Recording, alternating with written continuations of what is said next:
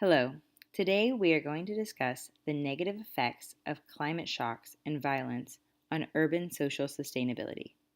Using Honduras as a case study, we will explore how climate shocks and violence can build upon one another and present a significant threat to social sustainability. Individually, climate change and violent crime present risks for urban communities.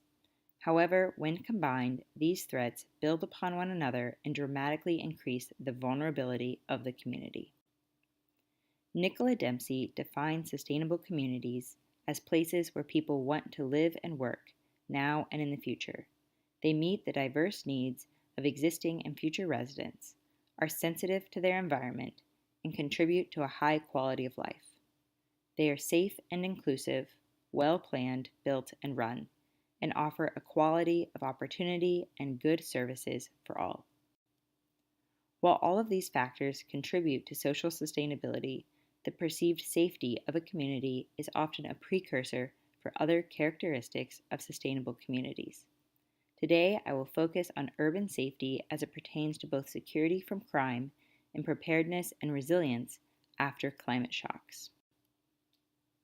The prevalence of violent crime is a serious dilemma for urban social sustainability in Honduras. Honduras is 55% urbanized, and majority of its urban population lives in Tegucigalpa and San Pedro Sula.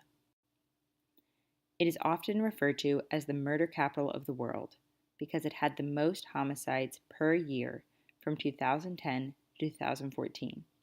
Honduras is the most violent country in the world outside of current war zones. The graph shows the rate of homicides in Honduras rising above the regional and world average. The violence originates from the combination of a weak state and powerful gangs. The MS-13 and Barrio 18 gangs control the streets of Tegucigalpa. The gangs threaten both the rich and the poor, forcing businesses in their territories to pay impuestos de guerra, or war taxes, in exchange for permission to manage a shop in their territory. There is not a clear line between the neighborhoods that are controlled by MS-13 and by Barrio 18. Instead, gang control changes block by block in Tegucigalpa, which contributes to inter-gang violence. The government of Honduras was taken over by a coup in 2009 and is considered too fragile and corrupt to address the violence in the country. The government is ranked as the fourth most corrupt in Latin America, and a study by Orlando Perez found overall citizens are dissatisfied and distrust institutional capacities and democratic governance.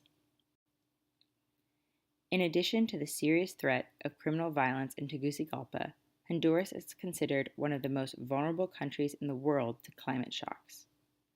Climate shocks that threaten Honduras include increased temperatures, intensification of storm events, floods, sea level rise, coastal erosion, prolonged periods of drought episodes, and precipitation. The German Watch Climate Risk Index ranks countries based on how much they have suffered from climate events between 1996 and 2015. As you can see in the chart, Honduras is ranked number 1 in the world based on suffering from extreme climate events. The most dramatic and devastating of these climate shocks are hurricanes. They can cover the entire country. It is estimated that at least once a decade, the nation will be hit within 15 miles of the coast by a major tropical storm or hurricane. Urban sustainability in Tegucigalpa is threatened by both violence and climate shocks individually. But in fall 1998, the feedback loop between violence and climate shocks developed in Honduras. It was October 22, 1998. Carlos Flores was president, and Hurricane Mitch was forming on the radar. Honduras evacuated the Bay Islands, prepared air and naval resources, and waited for the Category 5 hurricane that was headed straight towards them. On October 28th, Hurricane Mitch hit Honduras, bringing with it waves up to 44 feet high.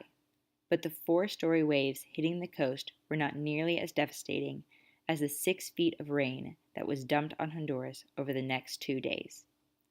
The extreme floods caused deadly mudslides and swept away people and homes. By November 2nd, the death toll was at 11,000, and 1.5 million people were displaced and homeless. 20% of the country's population became homeless in 3 days.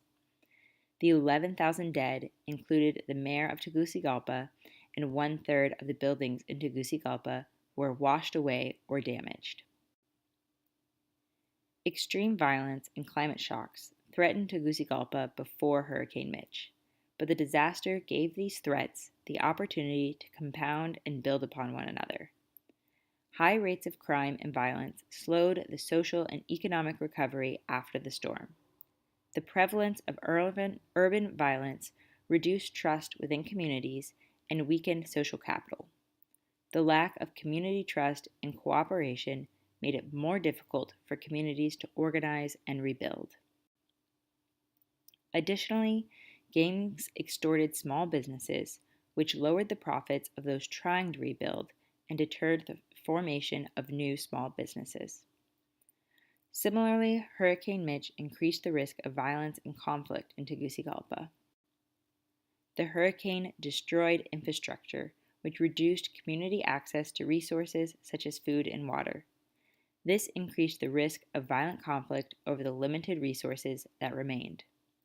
Furthermore, the hurricane displaced thousands of people, which led to conflict between migrant communities and receiving communities.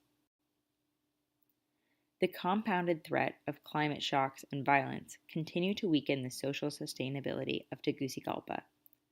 Today, nearly 2 decades after Hurricane Mitch, Honduras continues to have extremely high rates of violence and slow economic recovery from natural disasters.